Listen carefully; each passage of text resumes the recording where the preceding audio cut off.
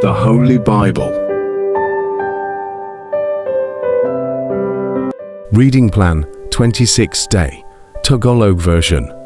Exodus chapters 16 to 18 and Ephesians chapter 4. Exodus chapter 16. Ang mana at mga pugo.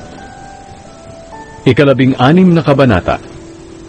Mula sa Elim, nagpatuloy sa paglalakbay ang mamamayan ng Israel hanggang sa makarating sila sa ilang ng Zin na nasa gitna ng Elim at ng Sinai. Nakarating sila roon sa 15 araw ng 2 buwan mula nang lumabas sila sa Ehipto. Doon sa ilang, nagreklamo ang lahat ng mga Israelita kina Moises at Aaron. Sinabi nila, "Mabuti pang pinatay na lang kami ng Panginoon sa Ehipto. Doon, kahit paano'y nakakakain kami ng karne at ng lahat ng pagkain na gusto namin. Pero dinalan nyo kami rito sa ilang para patayin kaming lahat sa gutom." Pagkatapos, sinabi ng Panginoon kay Moises, "Makinig ka, magpapaulan ako ng pagkain mula sa langit para sa inyo. Bawat araw mangunguha ang mga Israelita ng pagkain nila para sa araw na iyon. Sa ganitong paraan, masusubok ko kung susundin nila ang mga utos ko. Sabihin mo sa kanila na doblehin nila ang kukunin nilang pagkain tuwing 6 na araw ng bawat linggo." Kaya sinabi nila Moises at Aaron sa lahat ng mga Israelita, "Ngayong gabi malalaman ninyo na ang Panginoon ang naglabas sa inyo sa Ehipto, at bukas ng umaga makikita ninyo ang makapangyarihang presensya ng Panginoon, sapagkat narinig niya ang mga reklamo ninyo. Sino ba kami para sa amin kayo magreklamo?" Sinabi pa ni Moises, "Bibigyan kayo ng Panginoon ng karne na kakainin ninyo sa gabi, at bubusugin niya kayo ng tinapay sa umaga, dahil narinig niya ang pagrereklamo ninyo sa Kanya. Hindi kayo nagrereklamo sa amin kundi sa Panginoon. Sino ba kami para sa amin kayo magreklamo?" Sinabi ni Moises at Aaron, "Sabihin ninyo sa buong mamamayan ng Israel na lumapit sila sa presensya ng Panginoon, dahil narinig niya ang pagrereklamo ninyo." Habang nagsasalita si Aaron sa buong mamamayan ng Israel, tumingin sila sa ilang, at nakita nila ang makapangyarihang presensya ng Panginoon sa ulap. Sinabi ng Panginoon kay Moises, "Narinig ko ang mga pagrereklamo ng mga Israelita. Sabihin mo sa kanilang gabi-gabi silang kakain ng karne, at araw-araw silang magpapakabusog sa tinapay. At malalaman ninyong ako ang Panginoon na inyong Diyos." Nang dapit hapon ding iyon, dumagsa ang mga pugo at napuno nito ang buong kampo. Kinaumagahan, basa ng hamog ang buong kampo. Nang mawala ang hamog, may nakita silang maliliit na bagay sa lupa na puting-puti. Hindi nila alam kung ano ito, kaya nagtanungan sila, "Ano kaya iyan?" Sinabi ni Moises sa kanila, "Iyan ang pagkain na ibinigay ng Panginoon sa inyo para kainin. Sinabi ng Panginoon na ang bawat isa sa inyo'y mag-ipon nito ayon sa inyong pangangailangan, mga 1 salop bawat tao." Kaya nanguha ang mga Israelita ng mga pagkain ito. Marami ang kinuha ng iba, habang ang iba naman ay kaunti lang. Nang takhalin nila ito, 1 salop ang nakuha ng bawat tao. Ang nagtipon ng marami ay hindi sumobra, at ang nagtipon ng kaunti ay hindi naman kinulang. Tamang-tama lang ang nakuha ng bawat isa. Sinabi ni Moises sa kanila, "Walang magtitira nito para sa susunod na araw." Pero ang iba sa kanila ay hindi nakinig kay Moises. Nagtira sila para sa susunod na araw, pero inuod ito at bumaho. Kaya nagalit si Moises sa kanila. Tuwing umaga nangunguha ang bawat isa ayon sa kanyang kailangan. At kapag uminit na, natutunaw ang pagkain hindi nila nakukuha.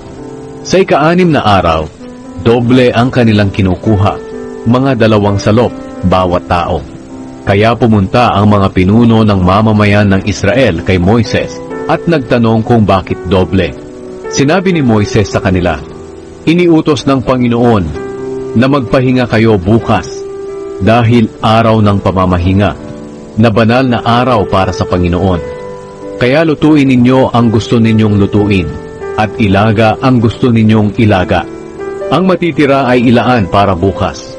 Kaya itinira nila ito para sa susunod na araw, ayon sa iniutos ni Moises. At nang sumunod na araw, hindi ito inuod o bumaho. Sinabi ni Moises sa kanila, "Kainin niyo iyan ngayon, dahil ngayon ang araw ng pamamahinga para sa Panginoon. Wala kayong makikita niyan ngayon. Makakakuha kayo ng pagkain ito sa loob ng 6 na araw. Pero sa ika-7 araw ay magpahinga kayo. Sa araw na iyon, wala kayong makukuhang pagkain." May mga tao pa ring lumabas para manguha ng pagkain sa ika-7 araw, pero wala silang nakita. At sinabi ng Panginoon kay Moises, "Hanggang kailan ba susuwayin ng mga taong ito ang aking mga utos at katuruan? Alalahanin ninyo na binigyan ko kayo ng araw ng pamamahinga. Kaya nga tuwing ika-6 na araw ay dinodoble ko ang pagkain ninyo. Dapat manatili sa bahay niya ang bawat isa sa ika-7 araw. Walang lalabas para kumuha ng pagkain." Kaya nagpahinga ang mga tao sa ika-7 araw. Tinawag na mana ng mga Israelita ang pagkain, para itong maliliit at mapuputing buto, at matamis kagaya ng manipis na tinapay na may pulot. Sinabi sa kanila ni Moises, "Ipinag-utos ng Panginoon na magtago kayo ng isang salop na mana para sa susunod pang mga henerasyon, para makita nila ang pagkaing ibinigay ko sa inyo sa ilang, nang inilabas ko kayo sa Ehipto." Sinabi ni Moises kay Aaron, "Kumuha kayo ng sisidlan at lagyan ito ng isang salop na mana. Pagkatapos ilagay ninyo ito sa presensya ng Panginoon para sa susunod pang mga henerasyon." Sinunod ito ni Aaron ayon sa sinabi ng Panginoon kay Moises. Inilagay ni Aaron ang mana sa kahon ng kasunduan para maitago. Kumain ang mga Israelita ng mana sa loob ng 40 taon, hanggang sa makarating sila sa lupain ng Kanaan.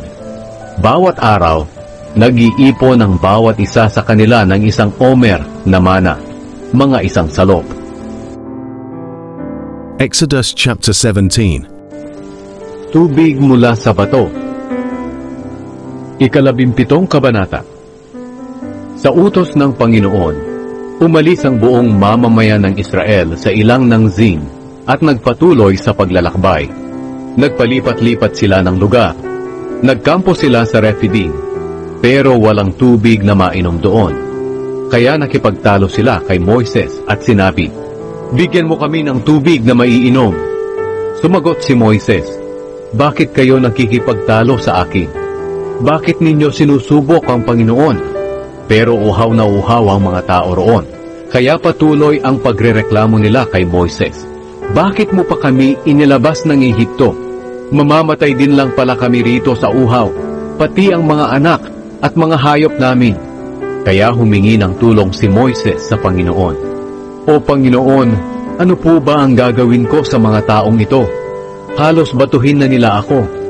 Sumagot ang Panginoon kay Moises, "Kunin mo ang iyong baston na inihampas mo sa ilog ng Nilo, at pangunahan mo ang mga tao, kasama ng iba pang mga tagapamahala ng Israel. Hihintayin kita roon sa may bato sa Horeb. Kapag naroon ka na, paluin mo ang bato, at lalabas ang tubig na iinumin ng mga tao." Kaya ginawa ito ni Moises sa harap ng mga tagapamahala ng Israel. Tinawag ni Moises ang lugar na Masa at Meriba, dahil nakipagtalo sa kanya ang mga Israelita at sinubukan nila ang Panginoon sa pamamagitan ng pagsasabi, "Sinasamahan ba tayo ng Panginoon o hindi?" Natalo ang mga Amalekita. Nang naroon pa ang mga Israelita sa Refidim, sinalakay sila ng mga Amalekita. Sinabi ni Moises kay Josue, "Pumili ka ng ilang tauhan natin at makipaglaban kayo sa mga Amalekita. Tatayo ako bukas sa ibabaw ng burol habang hawak ang baston na iniutos ng Diyos na dalhin ko."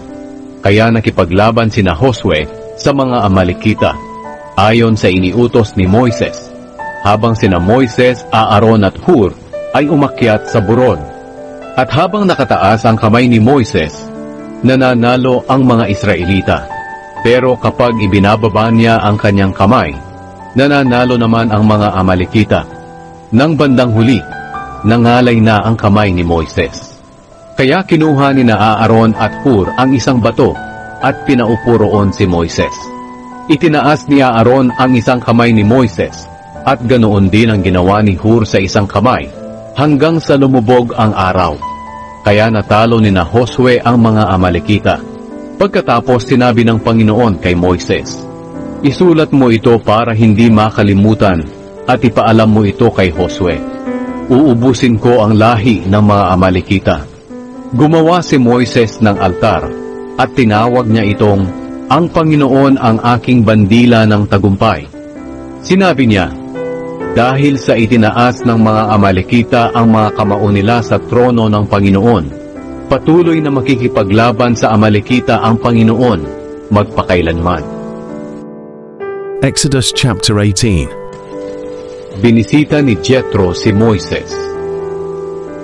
18 kabanata. Nabalitaan ni Jethro na pari ng Midian at biyenan ni Moises ang lahat ng ginawa ng Diyos kay Moises at sa mga mamamayan niyang Israelita. Nabalitaan niya kung paano inilabas ng Panginoon ang mga Israelita sa Ehipto. Pinauwi noon ni Moises kay Jethro na kanyang biyenan ang asawa niyang si Zipporah at ang 2 anak nilang lalaki. Ang pangalan ng panganay ay Gershom. Dahil nang ipinanganak siya, sinabi ni Moises, "Dayuhan ako sa ibang lupain." Ang pangalan ng pangalawa ay Eliezer. Dahil nang ipinanganak siya, sinabi ni Moises, "Ang Diyos ng aking ama ang tumutulong sa akin. Iniligtas niya ako sa espada ng Faraon." Ngayon, pumunta sila Jethro, ang asawa ni Moises at ang 2 nilang anak, sa pinagkakampuhan ni Moises sa ilang, malapit sa bundok ng Diyos. Nagpasabi na si Jethro kay Moises na darating siya kasama si Zipporah at ang 2 nilang anak. Kaya sinalubong ni Moises ang kanyang biyenan at yumukod siya at humalik sa kanya bilang paggalang. Nagkamustahan sila at pagkatapos pumasok sa tolda. Sinabi ni Moises kay Jethro ang lahat ng ginawa ng Panginoon sa Faraon at sa mga Ehipsyo para sa mga Israelita. Sinabi rin niya ang lahat ng paghihirap na naranasan nila sa paglalakbay at kung paano sila iniligtas ng Panginoon. Tuwang-tuwa si Jethro sa lahat ng kabutihang ginawa ng Panginoon sa mga Israelita nang iligtas niya sila sa kamay ng mga Ehipsyo. Sinabi ni Jethro, "Purihin ang Panginoon na nagligtas sa inyo sa kamay ng mga Ehipsyo at ng Faraon. Nalalaman ko ngayon na mas makapangyarihan ang Panginoon sa lahat ng Diyos, dahil iniligtas niya ang mga Israelita sa mga Ehipsyong nagmamaltrato sa kanila." Pagkatapos nag-alay si Jethro ng mga handog na sinusunog at iba pang mga handog sa Diyos. At habang ginagawa niya ito, dumating si Aaron at ang lahat ng tagapamahala ng Israel. Sumama sila kay Jethro para kumain sa presensya ng Diyos. Pumili si Moises ng mga hukom. Kinaumagahan, naupo si Moises bilang hukom para dinggin ang mga kaso ng mga tao. Nakapila ang mga tao sa harapan niya mula umaga hanggang gabi. Nang makita ito ni Jethro, sinabi niya kay Moises, "Bakit ginagawa mo ito para sa mga tao? At bakit mag-isa mo itong ginagawa? Pumipila sa iyo ang mga tao mula umaga hanggang gabi." Sumagot si Moises, "Ginagawa ko po ito dahil lumalapit ang mga tao sa akin para malaman ang kalooban ng Diyos. Kung may pagtatalo ang mga tao, dinadala nila ito sa akin at ako ang nagdidesisyon kung sino sa kanila ang tama. At tinuturuan ko sila ng mga tuntunin at utos ng Diyos." Sinabi ni Jethro, "Hindi tama ang pamamaraan mong ito. Pinapahirapan mo lang ang sarili mo at ang mga taong ito. Napakahirap nito kung ikaw lang. Makinig ka sa akin at papayuhan kita. At sana'y samahan ka ng Diyos. Ipagpatuloy mo ang ginagawa mong paglapit sa Diyos para sa mga tao. Dalhin mo ang mga kaso nila sa Kanya. Ipagpatuloy mo rin ang pagtuturo mo sa kanila ng mga tuntunin at utos ng Diyos. Turuan mo sila kung paano mamuhay at kung ano ang gagawin nila. Pero pumili ka ng mga taong tutulong sa iyo. Dapat mayroon silang kakayahan sa paghuhukom. May takot sa Diyos, mapagkakatiwalaan, at hindi tumatanggap ng suhol. Gawin mo silang mga hukom ng grupo na binubuo ng 1,000, 100, 50 at 10 tao. Maglilingkod sila bilang mga hukom sa lahat ng oras. Sila ang magpapasya sa simpleng mga kaso, pero dadalhin nila sa iyo ang mabibigat na kaso. Sa ganitong paraan, mapapagaan ang trabaho mo dahil matutulungan ka nila. Alam kong ito ang gusto ng Diyos na gawin mo, at kung susundin mo ito, hindi ka na mahihirapan, at makakauwi ang mga taong ito ng mapayapa. Sinunod ni Moises ang ipinayo sa kanya ng kanyang biyenan. Pumili siya sa mga Israelita ng mga taong may kakayahan sa paghuhukom, at ginawa niya silang mga hukom ng grupo na binubuo ng 1,000, 100, 50 at 10 tao. Naglingkod sila bilang mga palagi ang hukom ng mga tao. Sila ang nagpapasya sa mga simpleng kaso, pero kapag mabigat, dinadala nila ito kay Moises. Pagkatapos noon, pinayagan ni Moises ang kanyang biyenan na umuwi at bumalik sa sariling bayan. The Book of Ephesians chapter 4. Ika-4 na kabanata. Iisang katawan kay Kristo. Bilang isang bilanggo dahil sa paglilingkod sa Panginoon, hinihiling kong mamuhay kayo ng karapat-dapat bilang mga tinawag ng Diyos. Maging mahinahon kayo, mapagpakumbaba, maunawain at mapagpaumanhin sa mga pagkukulang ng bawat isa bilang pagpapakita ng pag-ibig ninyo. Pagsikapan ninyong mapanatili ang pagkakaisa nyo mula sa banal na Espiritu sa pamamagitan ng mapayapa ninyong pagsasamahan. Sapagkat iisang katawan lamang tayo na may iisang banal na Espiritu, at iisa rin ang pag-asang ibinigay sa atin nang tawagin tayo ng Diyos. Iisa ang Panginoon natin, iisang pananampalataya, at iisang bautismo. Iisa ang Diyos natin, at Siya ang Ama nating lahat. Naghahari Siya, kumikilos at nananahan sa ating lahat. Ngunit kahit na bahagi tayo ng iisang katawan, binigyan ng bawat isa sa atin ng kaloob ayon sa naisibigay ni Kristo. Tulad ng sinasabi sa kasulatan, nang umakyat siya sa langit, marami siyang dinalang bihag at binigyan niya ng mga kaloob ang mga tao. Ngayon, ano ang kahulugan ng umakyat siya sa langit? Ang ibig sabihin nito ay bumaba muna siya rito sa lupa. At siya na bumaba rito sa lupa, ang siya ring umakyat sa kataas-taasang langit para maging lubos ang kapangyarihan niya sa lahat ng bagay.